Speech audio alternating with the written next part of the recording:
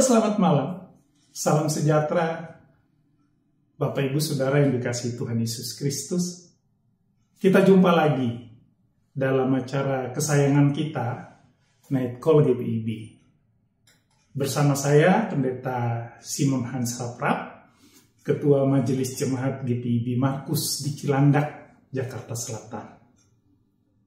Di malam hari ini, kita akan merenungkan firman Tuhan dari kitab Perjanjian Baru, surat Paulus, surat Galatia, pasal 5, ayat 22 sampai 26. Sebelum kita membaca dan merenungkan firman Tuhan ini, mari kita berdoa mohon bimbingan Roh Kudus. Kita berdoa. Bapa kami di sorga, kiranya Roh Kudus-Mu mendampingi kami dalam hikmat Tuhan saat kami membaca, merenungkan, dan menghayati sabda-Mu.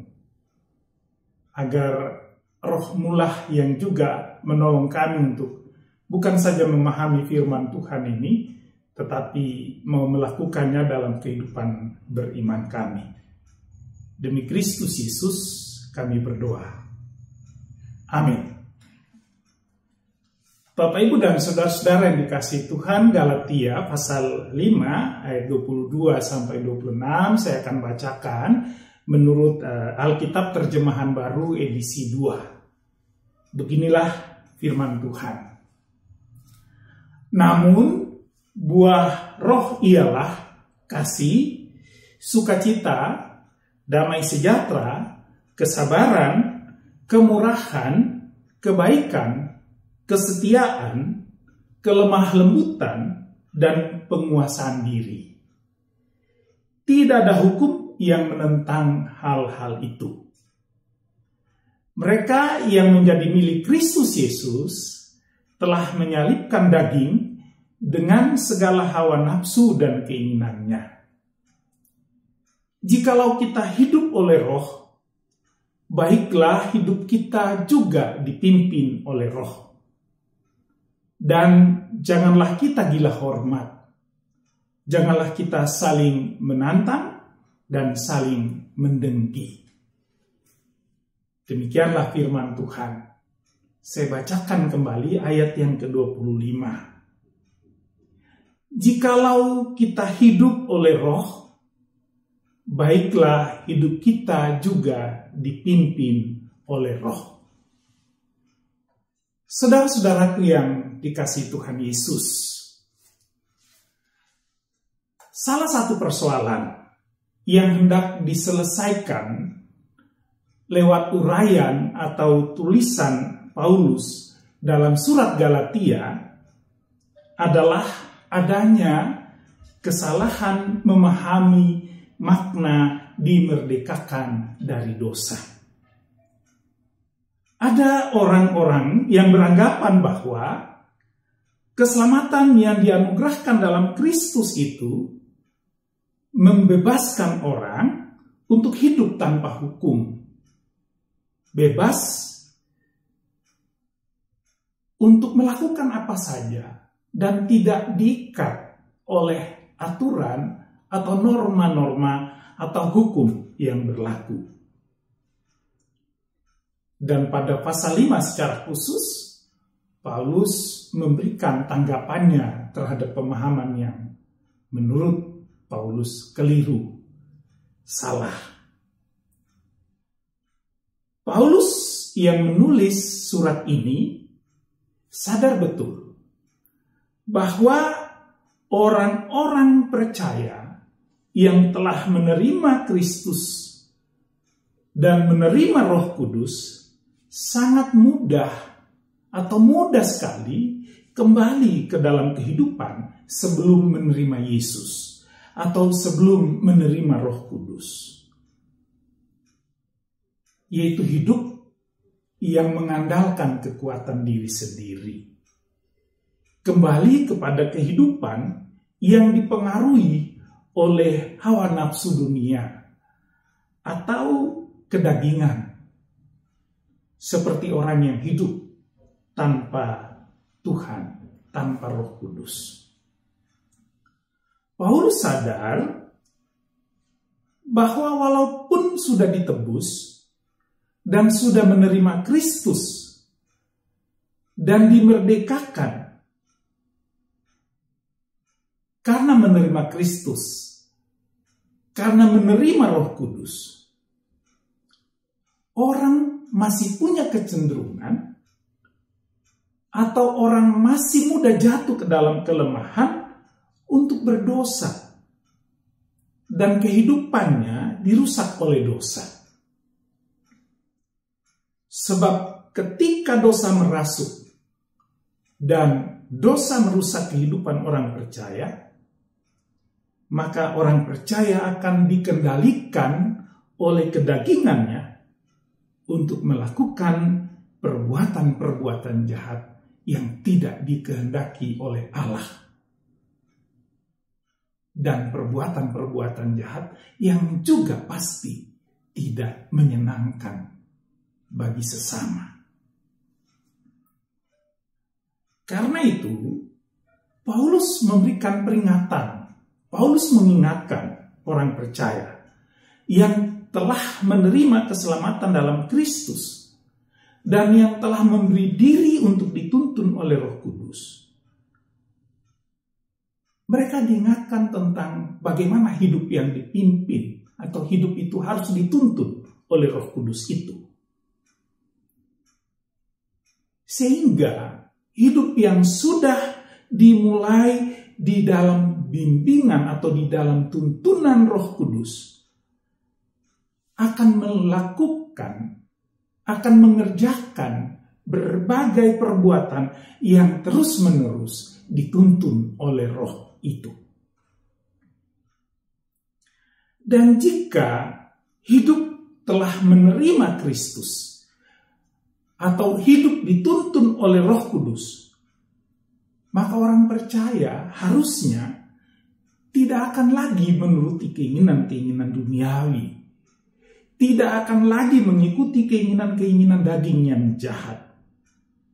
Sebaliknya, Roh Kudus akan menuntun hidup orang percaya untuk menghasilkan perbuatan-perbuatan baik yang di dalam pembacaan kita tadi, Paulus memberikan gambaran dengan sebutan buah roh.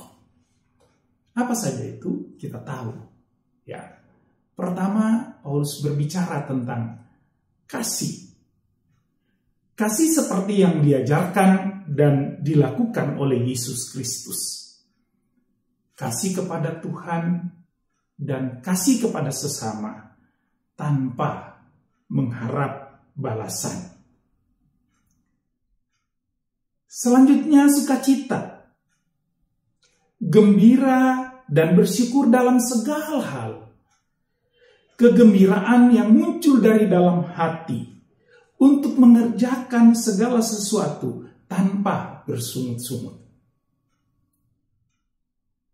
Damai sejahtera, yaitu hidup yang sadar bahwa ada tanggung jawab untuk merawat hidup yang harmoni dengan sesama, bahkan dengan seluruh ciptaan. Lalu kesabaran, yaitu hidup yang sabar, menerima segala sesuatu, termasuk menerima sikap orang lain yang kadang tidak menyenangkan. Sikap yang mungkin saja jahat,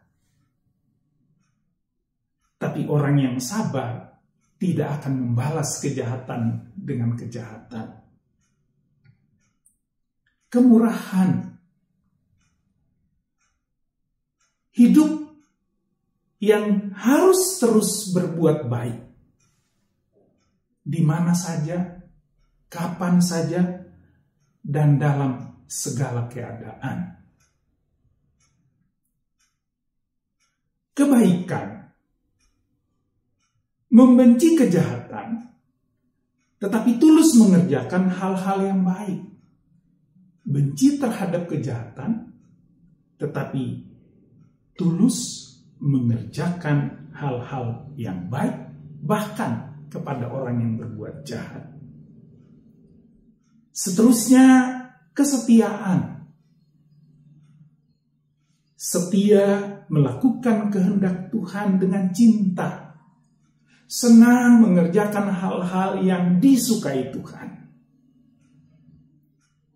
Lalu kelemah lembutan. Sikap lemah lembut yang harus dimiliki dalam membangun relasi dengan semua orang. Dan terakhir, penguasaan diri. Mampu mengendalikan diri di dalam dan karena dipimpin oleh Roh Kudus. Saudaraku yang dikasihi Tuhan, kehadiran Roh Kudus dalam kehidupan kita bukan berarti kita memiliki kekuatan yang supranatural.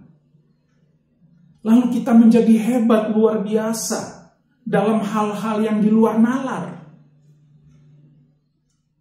Walaupun sesungguhnya Roh Kudus mampu memberikannya bagi kita.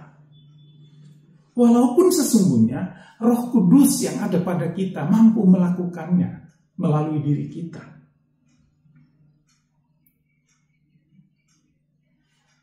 Kehadiran dan dituntun oleh Roh Kudus dalam diri kita sebagai orang percaya juga bukan sekedar hanya untuk mampu atau untuk bisa hidup sesuai dengan kehendak Allah. Harusnya bisa lebih dari itu. Karena kuasa Roh Kudus sangat luar biasa. Yang pasti, saudaraku, orang yang padanya ada Roh Kudus atau orang yang hidupnya dikuasai dan dituntun oleh Roh Kudus adalah orang yang cara hidupnya menarik dan menyenangkan. Cara hidupnya, sikap dan perbuatannya terus-menerus menarik bagi orang lain dan begitu menyenangkan sehingga ia disukai semua orang. Maka saudara yang dikasihi Tuhan, pengertian yang paling sederhana dari hidup yang dituntun oleh Roh atau dikendalikan oleh Roh yang ada dalam diri orang beriman adalah orang yang tutur kata dan sikap hidupnya menyenangkan. Dan ia sendiri pun disukai oleh semua orang. Maka ia adalah orang percaya yang benar-benar sudah diselamatkan, sudah dimerdekakan, dan karena ia memberi dirinya dikendalikan oleh Roh Kudus, dikendalikan oleh Tuhan. Tulus dan ketulusannya nyata di dalam tutur kata dan sikap hidupnya yang menyenangkan. Sebaliknya, saudaraku, jika kehidupan itu membuat orang lain menjauh, bahkan orang lain membenci, kemungkinan besar adalah karena ia hidup menuruti kehendak sendiri. Hidup menurut keinginan sendiri, tanpa aturan, tanpa norma, tanpa hukum.